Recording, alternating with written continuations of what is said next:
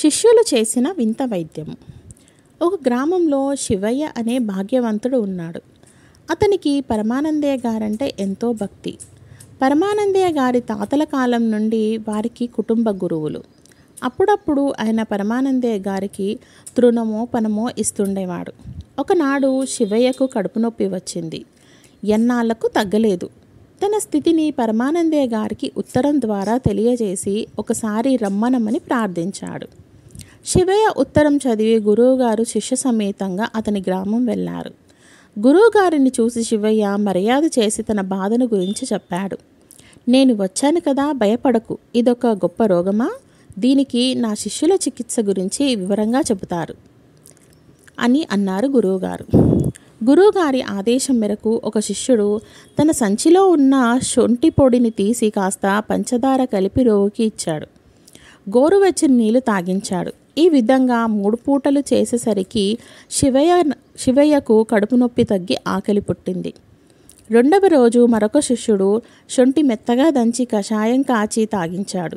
శివయ్య శరీరం అంతా వేడి పుట్టింది. 3వ రోజు ఇంకొక శిష్యుడు శొంఠి గంధం తీసి శివయ్య శరీరం అంతా పూశాడు. దాంతో శివయ్య శరీరం అంతా మంటలు పుట్టాయి. ఆ బాధ భరించలేకపోయాడు. గురువుగారు, భయపడకు, రోగం తగ్గే ముందు అలాగే ఉంటుంది అని ధైర్యం చెప్పారు. శివయ్య నిజమేనని మంటలు ఓర్చుకున్నాడు. 4వ రోజు మరి ఒక శిష్యుడు శొంఠి నూరి ముద్ద చేసి శివయ్య నడినెత్తి మీద వేసి కట్టుకట్టాడు. ఉన్న బాధలు చాలక తలపోటు, దాంతో తల పట్టుకొని వెర్రిగా అరుస్తూ బాధపడసాగాడు శివయ్య. శివయ్య స్థితి చూసి గురువుగారు శిష్యులను పిలిచి, శివయ్య చచ్చే స్థితిలో ఉన్నాడు, ఇక మీరు ఏమీ చికిత్స చెయ్యవద్దు అని గురువుగారు మందలించారు. ఆ మాటలు విని శిష్యులు బాధపడ్డారు.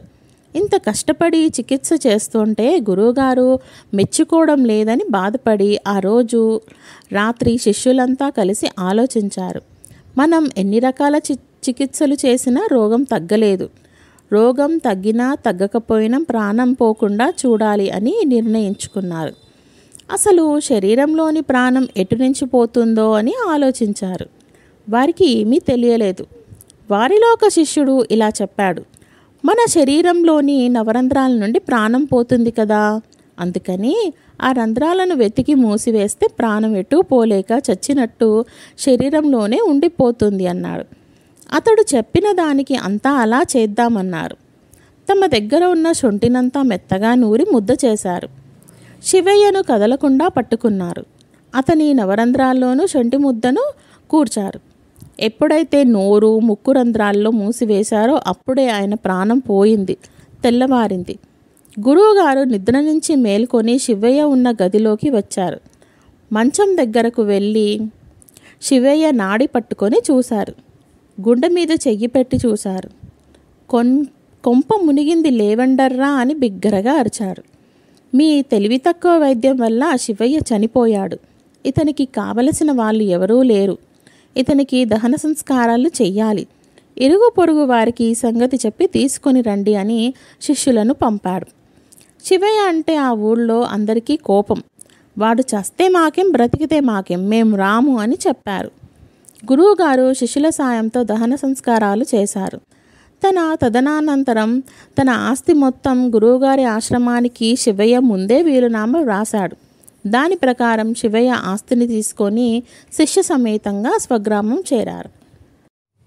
ఇంతటితో కథ సమాప్తం. కథ కంచికి మనం ఇంటికి. లైక్ చేసుకోండి, సబ్స్క్రైబ్ చేసుకోండి, షేర్ చేసుకోండి.